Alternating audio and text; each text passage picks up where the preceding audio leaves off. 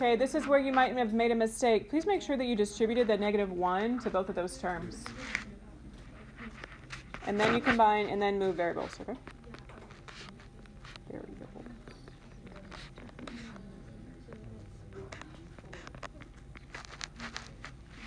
And I'll move this.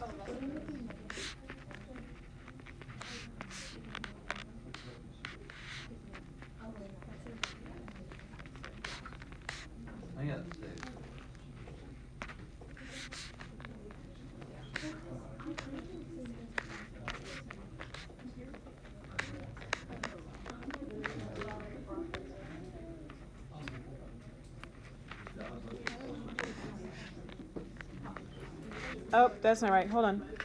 There we go. Okay, please check and see where you may have made a mistake. Remember, when I'm moving something to the other side of the equation, I always do the opposite. So when you see me move 8x, I need to make sure that I add 8x since it was negative. When I move the 20, I have to subtract it since it was positive. If you are forgetting to do that and you're just trying to combine like terms, then I would recommend you draw a balancing line to remind yourself, if I move to the other side of the line, I need to do the opposite operation, okay? So you're going to multiply this whole equation by 10. You don't have to do it this way. I just think it's better because then you get rid of your fractions, you clear them out, all right? You can show it like this, or you can show the multiplication on both sides. Please notice how I put the 10 on the top. You are multiplying the 10 to the top of the fraction only, not to the top and the bottom. I'm not trying to make it 100, okay? So when I do that, and when I do this distribution to each term, I'm going to write it out for your sake this time. If you can do it without writing it out, it's fine. But I think for some of us, we need this. Okay, when I do on the top, it becomes 10 times the quantity 3x plus 6 over 10. What's going to happen to those 10s in a second? You're going to cancel out. Yeah, they're gone. Okay, now keep going. Okay, that would get me multiplied to the top. It would get me 10 over 2 x. I'm not going to bother with simplifying it just yet. You keep going. That would be 10 times 2, so 20 over 5 x. And then lastly, you could leave it as 10 times 33, or you could actually do the multiplication. Either way, it's going to clear out in a second. It's 330 over 5. Or 66. Yeah, which is going to become 66 in a second. So at this point, you need to simplify. We know 10 divided by 10 cancels out, so that one's gone immediately. That was the whole point. That was the biggest number, and so that one should clear right away. So 3x plus 6. What's 10 divided by 2? 5. 20 divided by 5. 4.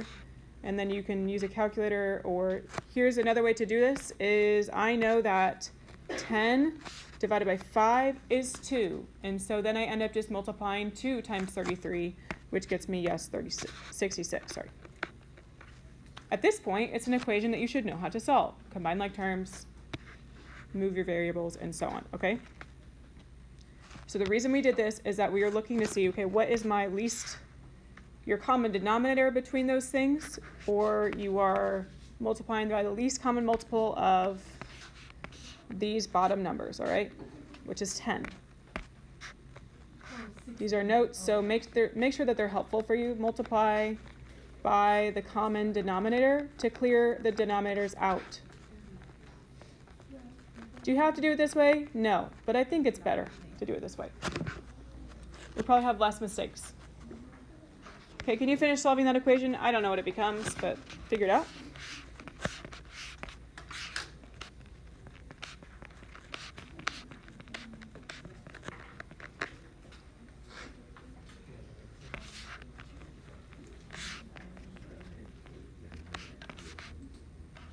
That's not right. It should be negative.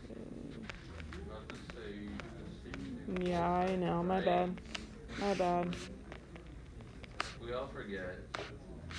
I'm going to skip ahead.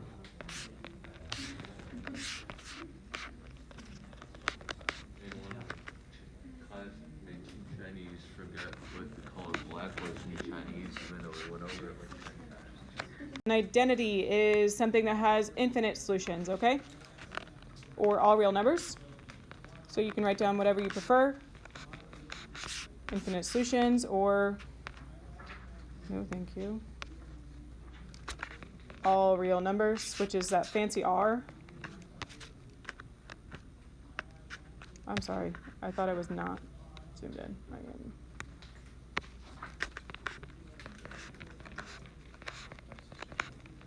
Okay.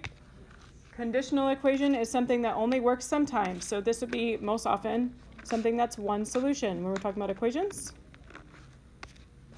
Maybe two solutions if you're talking about a quadratic. And then an equation that has no solution, he says it here is a contradiction. So make sure you see it, it's no solution. So there's an example of one on the left.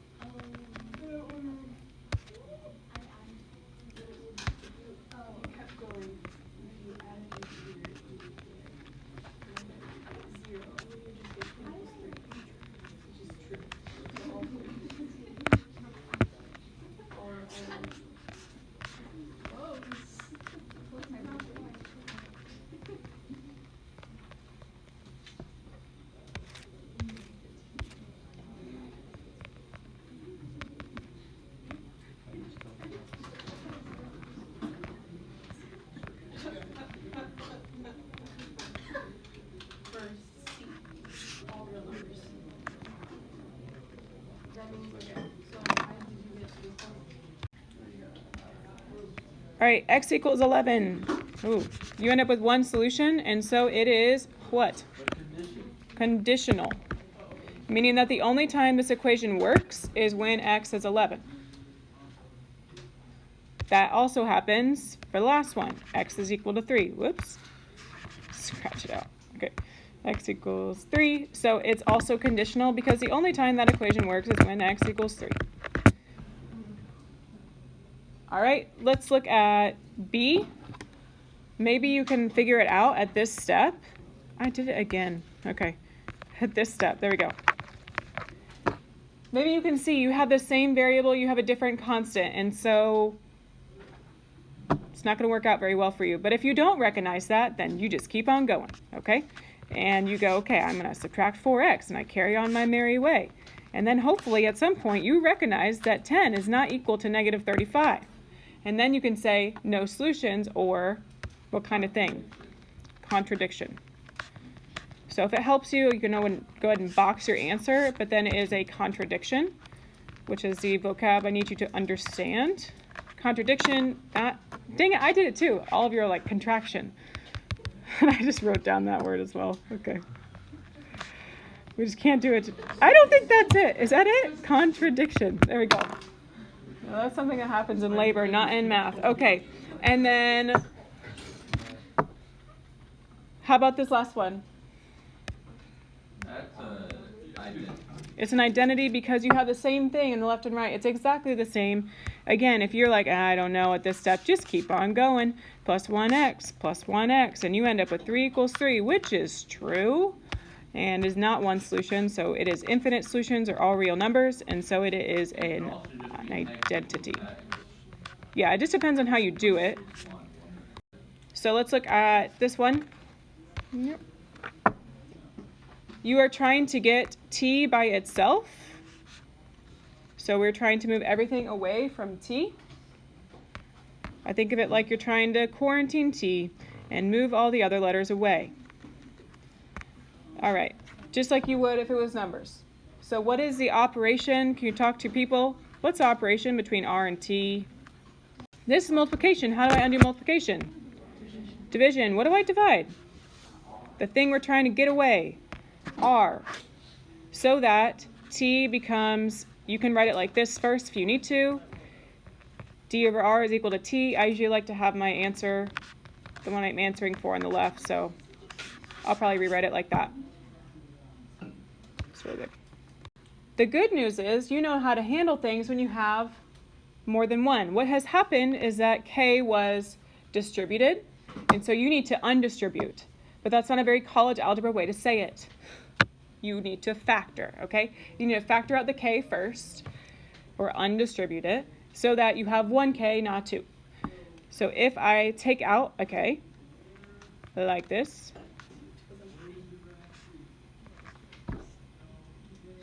if I factor out a K, then I am left with R squared plus RL. And again, since our goal is to get K alone, we got to get rid of that parentheses. So you need to ask yourself again, what's the operation between these two things, the K and the parentheses? Multiplication. You undo multiplication with division. So don't psych yourself out. You know what these things mean. Just undo them.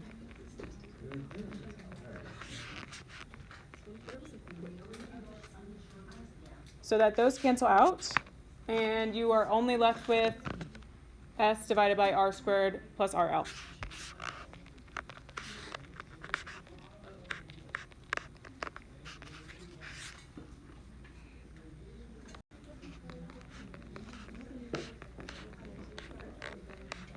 You're doing it right.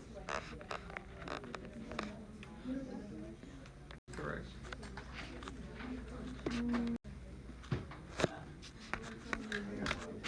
So that 8's got to move.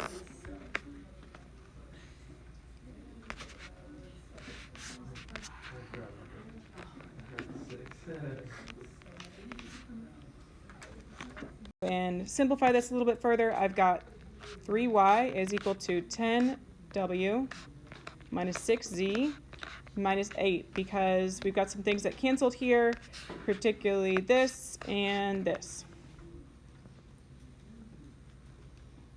The last step is to just get rid of this 3.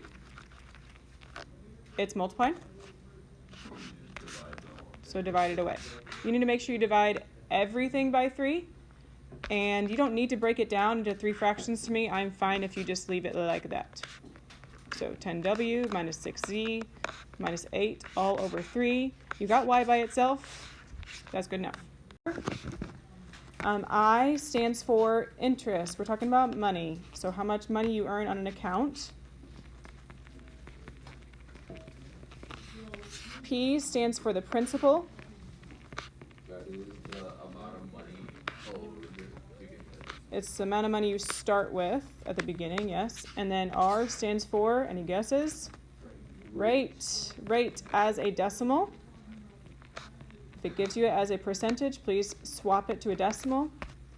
And then, as you would probably guess, T stands for time.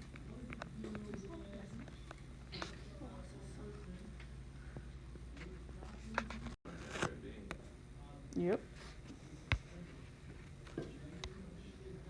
There are other types of interest, like compound interest, that are more complicated, but this is simple interest, so we're good.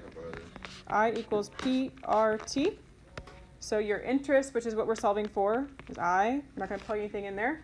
My P, my principal is 2580, so $2,580. My rate is not 6.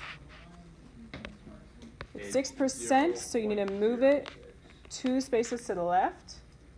So it becomes 0.06. That's your rate. Put it in that spot. And then T's for time. All right, be careful, because notice it says an annual simple interest rate. If you know what this word means, annual means one time per year. We don't have 9 years. We have 9 months. Okay, so you need to convert that for me. 9 months is not 9 years. So we need to switch it. The 9 over 12. There are 12 months in a year. So 9 months is the same as, yes, you could do 9 over 12.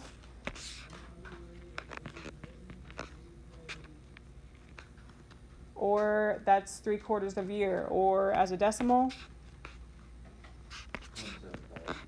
0.75. In your calculator, if you're not sure, you can do 9 divided by 12, you get 0.75. Okay, that's your time, is 0.75 of a year, because we're not using 9 years, we're using 3/4 of a year. Can you please calculate this for me and tell me how much interest you are earning? Make sure you put your answer in dollars. It only increases every year.